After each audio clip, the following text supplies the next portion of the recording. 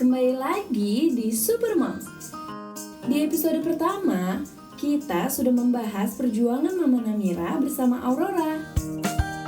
Di episode kedua ini, kita akan mendengarkan bagaimana Mama Namira menjalani kesehariannya bersama Aurora. Penasaran kan? Yuk kita dengerin ceritanya.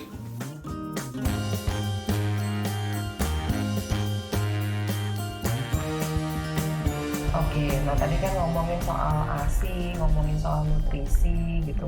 Nah, kalau misalkan Auro sendiri sekarang kan udah 3 tahun.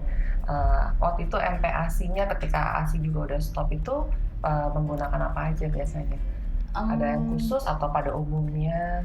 MPASI selayaknya ibu-ibu sih, selayaknya ibu-ibu ngasih, jadi kayak semua dikasih kayak protein, karbo, sayur semua masih aku, buah juga masih. Tapi anaknya ini ada kendala untuk kunyah kan, untuk bagian oral. Jadi aku juga masih bingung kenapa anak ini tuh nafsu makannya tuh hampir nggak ada. Bahkan sampai ASI 6 bulan itu dia tuh kayak masih jarang minum dari direct. Terus datanglah aku ke dokter anak, ke dokter waktu itu, Bu ini harus jelas-jelas beratnya kurang dan dia udah didiagnosa gagal tumbuh atau stunting. Ini udah gizi buruk Bu gitu. Terus aku kan kaget ya secara aku pikir masih normal gitu, nggak taunya udah di bawah kurva tuh beratnya udah diturun banget gitu. Jadi kurus ya waktu itu ya? Kurus kecil gitu. Jadi aku harus apa? Jadi dokter bilang untuk tambahan harus pompa, dia bilang gitu. Pompa terus jadi kayak di top up ya. Jadi habis direct masuk top up langsung pakai dot. Nah kendalaku adalah Aura nggak bisa minum pakai dot.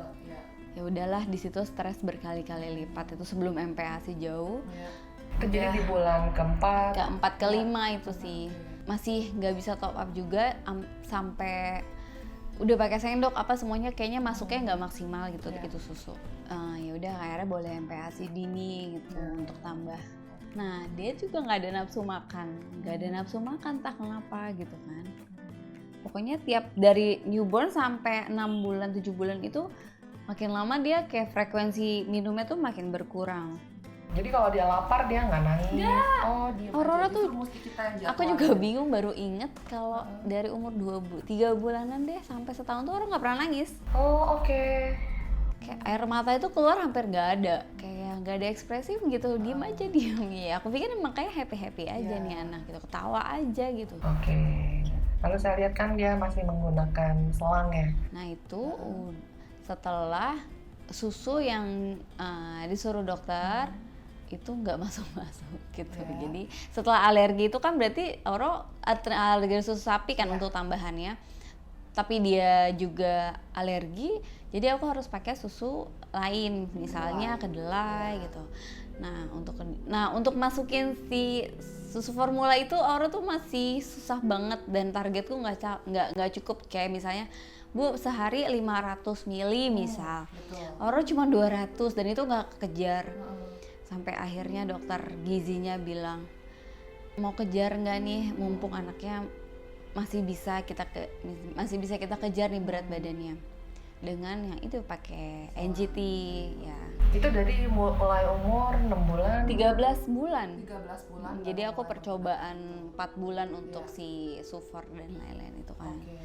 13 bulan aku mantepin diri untuk sama suami gimana nih anaknya mau pakai alat yang dimasukin dan itu sakit banget gitu kan.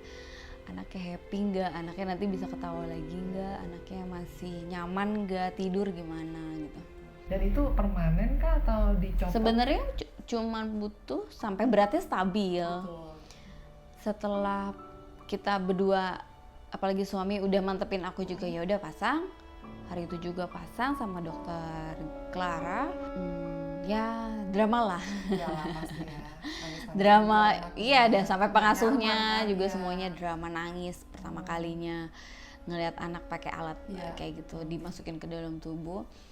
Tapi lama berapa jam sih bebe aja gitu anaknya, kayak malah kenyang, happy tidur gitu kan. Oh kenyang kan.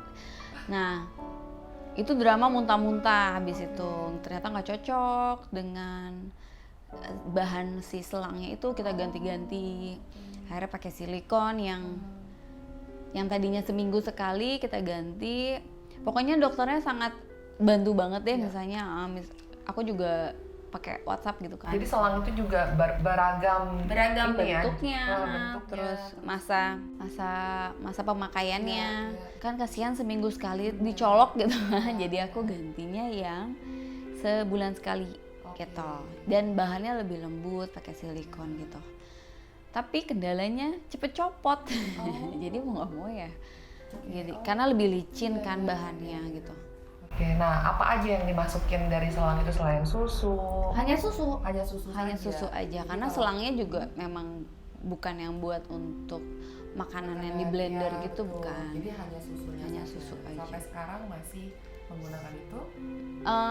Jadi pemakaian NGT ada plus minusnya sih. Plusnya ya anaknya tuh beratnya gampang naik walaupun dengan drama muntah-muntah dan lain-lain.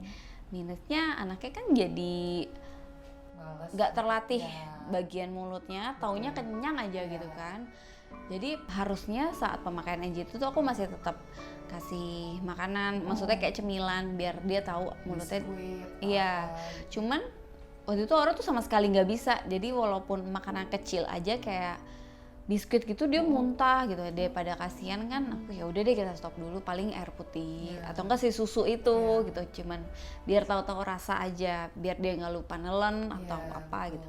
Tapi ya mengunyahnya jadi bener-bener turun banget gitu loh untuk otot bagian mulut. Jadi mau nggak mau belajar lagi untuk terapinya. Ada terapinya.